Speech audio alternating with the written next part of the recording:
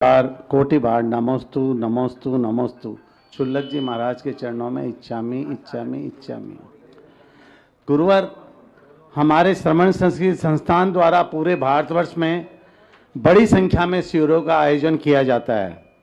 गुरुवर, इन शिविरों में समाज हमारे साथ ज़्यादा से ज़्यादा कैसे जुड़े तथा हमारे क्षेत्र प्रभारी एवं विद्वान अध्यापक को समाज से क्या क्या अपेक्षाएं रखनी चाहिए, कृपया दिशा निर्देश करें, हमें अनुग्रहित करें। नमोस्तु भगवान, नमोस्तु भगवान, नमोस्तु भगवान।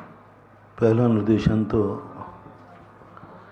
इस संबंध में समाज के लिए है कि आप लोगों को निरंतर पाठशालाएं चलती हैं, नहीं चलवा पाते हैं तो अवकाश के दिनों में प्रत्येक व्यक्ति को अपने बच्चों के लिए एक जैन दर्शन का शिविर लगाना चाहिए। शिविर की सबसे बड़ी तुम्हारे लिए पहले दिक्कत होती थी कि हम विद्वान कहाँ से बुलाएं, कौन हमें पढ़ाएगा, कौन समझाएगा। ये विवाद हमेशा से रहा है और ये समस्या भी रही है। अकलंग स्वामी के समय भी ये विकट समस्या थी और बीच में वर्णी जी ने भी यह समस्या का समाधान करने का प्रयास किया था, लेकिन उन्होंने विद्वान तैयार किए, लेकिन विद्वानों को समाज के साथ वो विद्वान नहीं जुड़ पाया। वो विद्वान पढ़ने के बाद अपनी आजीविका की तरफ चले गए। परिणाम स्वरूप विद्वान तो समाज को मिले, विद्वान समाज को सुधार नहीं कर पाया और वो विद्वान शिविर आदि के माध्यम से समाज के बीच में नहीं पहुंचे। वर्षों के बाद इस समाज के लिए एक बहुत बड़ा पुण्य का उदय मानना चाहिए कि श्रवण संस्कृत संस्थान ने विद्वान, उच्च कोटि के विद्वान ही तैयार नहीं करना, उनमें ये भी संस्कार दिए कि जो छोटी समाज है उस समाज के बीच में भी अपने संस्कार दो। विद्वान बुलाना पड़ता था, विद्वानों को विदाई देना पड़ती थी, खर्च देना पड़ता था। आज श्रवण संस्कृत संस्थान एक ऐसा संस्थान है जहाँ के विद्वानों को आपको 1 रुपया भी नहीं देना, ये सारे विद्वान निःशुल्क आपके लिए अध्ययन कराने के लिए सदा तैयार रहते। आप देख लिए, पहले लोगों को चिंता होती थी, 10 लाख क्षण पर्व आदि में विद्वानों को अच्छी रकम देना पड़ती थी। संस्थान ने नियम बनाया और संस्थान के हमारे स्नातकों ने अपनी निर्लोभता दिखाई। परिणाम ये निकला कि 10 लाख क्षण पर्व में पूरे भारत में विद्वान जाते, विद्वान समाज से 1 रुपया भी विदाई में नहीं लेता है। ये निर्णय संस्थान में हुआ, मैंने भी प्रेरणा दी, बैनरा जी वगैरह उस समय थे, तब बैठ करके निर्णय हुए।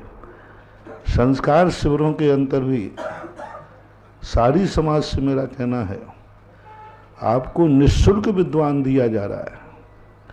हमारे सारे भारत के जितने स्नातक हैं उनको यहाँ से एक ही प्रेरणा दी जाती है, शिविर में अध्यापन के समय आपको समाज से कुछ नहीं लेना है।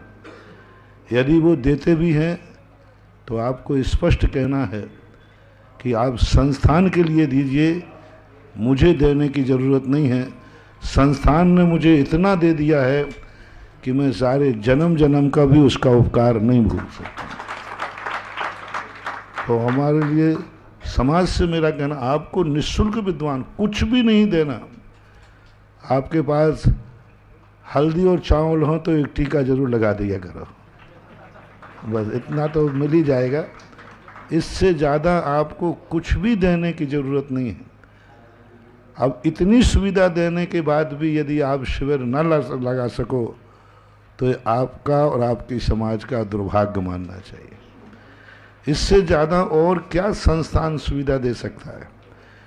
इससे ज़्यादा और क्या आवश्यकता है कि आपको भारत में किसी भी कोने में आप शिविर लगाओ, आप संस्थान से निःशुल्क विद्वान बुलाइए, आपके एरिया में स्नातक हैं उनको आप प्रेरणा दीजिए, उनको आमंत्रित कीजिए, वो आपको शिविर में अपने सीमित समय में आएंगे। बस आपको इतनी सी व्यवस्था करना है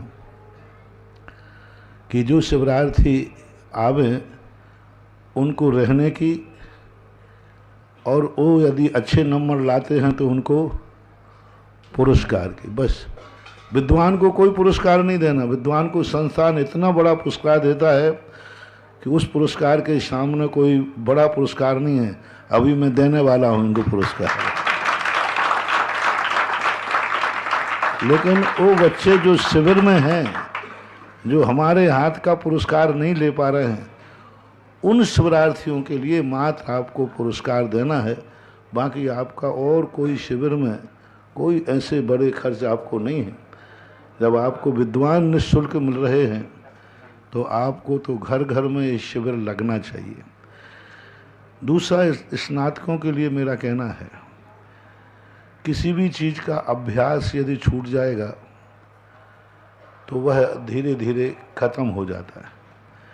जो ज्ञान तुमने प्राप्त किया है तो आप ये मान के ना करें कि हम इनको पढ़ा रहे हैं, ये मान के करें कि हम अपने ज्ञान का रिवीजन कर रहे हैं। और बच्चों के माध्यम से हम खुद एक बार नमोकार मंत्र पढ़ रहे हैं, बच्चों के माध्यम से हम नमोकार मंत्र का अर्थ पढ़ रहे हैं। तो प्रत्येक स्नातक का ये कर्तव्य है कि साल में ये 2 कार्य उनको जरूर करना है। एक तो अपनी सुविधा के अनुसार 2 घर हैं तो 2 घर में लगाओ शिविर लगाना है, और 10 लाख क्षण पर्व के जो कार्य हैं यह करना है।